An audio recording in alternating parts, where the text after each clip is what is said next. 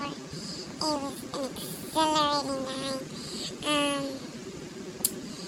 Just posting that everything's okay and that I'm going to cook some food now. It's my first time eating food that isn't human food. So I'm going to try what they call steaks. That is very good, I heard. I'm going to eat with some onions and some chili and some tomato.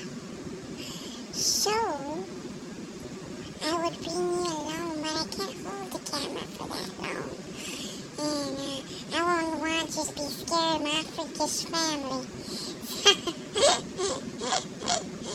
So I'll see you later. Keep on posting.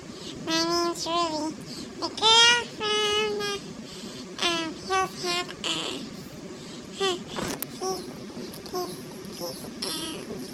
out.